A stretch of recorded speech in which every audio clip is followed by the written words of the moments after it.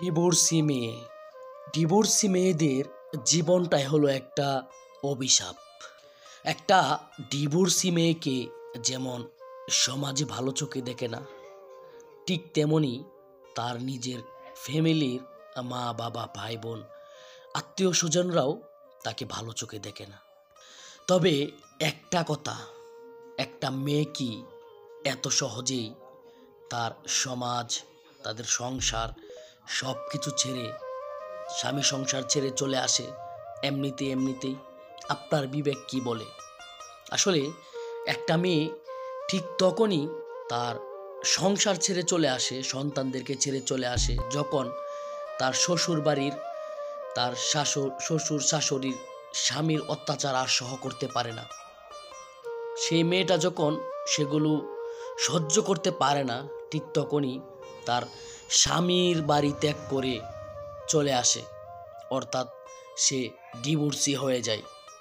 আসলে আমাদের এই সমাজ ডিভোর্সি মেয়েদেরকে অন্য চোখে দেখে।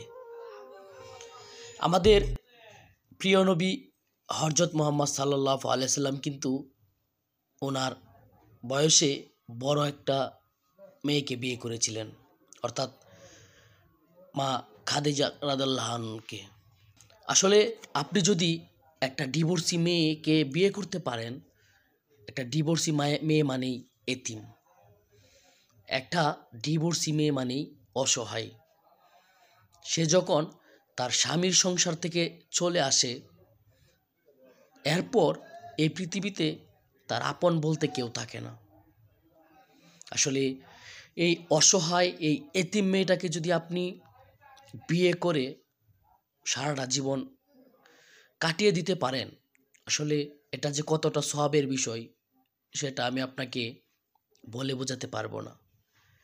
আর একটা মেয়ে স্বামীর ঘর কখন ছাড়ে, যে মেয়েটা তার স্বামীর ঘর ছেড়ে চলে আসে, অর্থাৎ ডিভোর্স নিয়ে নেয়, ওই বিষয়টা, ওটা যে কতটা যন্ত্রণার, ওই বিষয়টা ওই মেয়েটা ছাড়া এই পৃথিবীর আর কেউ সেটা অনুভব করতে পারবে না। আমাদের সমাজে অনেক মানুষ রয়েছে, এই যে আপনার স্ক্রিনে যে লোকটাকে দেখতেছেন, উনি বয়সে বড় একটা মেয়েকে বিয়ে করেছে। আসলে এটাকে নিয়ে বাংলাদেশ পুরা তুলপার হয়ে যাচ্ছে। কেন রে ভাই? ওনার ভালো লেগেছে, উনি বিয়ে করেছে, একটা ডিভোর্সি একটা অসহায় মানুষকে বিয়ে করেছে, তাতে আপনাদের প্রবলেমটা কোথায় আমি জানতে চাই। বরং আপনাদের তো এটা করা উচিত যে উনাদের জন্য দোয়া করে দেওয়া উচিত, যেন উনারা সারাটা জীবন সুখে থাকতে পারে। আসুন আমরা এই সমাজটাকে বদলাই, আমাদের চোখগুলোকে বদলাই। আসুন আমরা ডিভোর্সি মেয়েদের পাশে দাঁড়াই। আসুন আমরা গরিব দুঃখী এতিম অসহায় মানুষদের পাশে দাঁড়াই।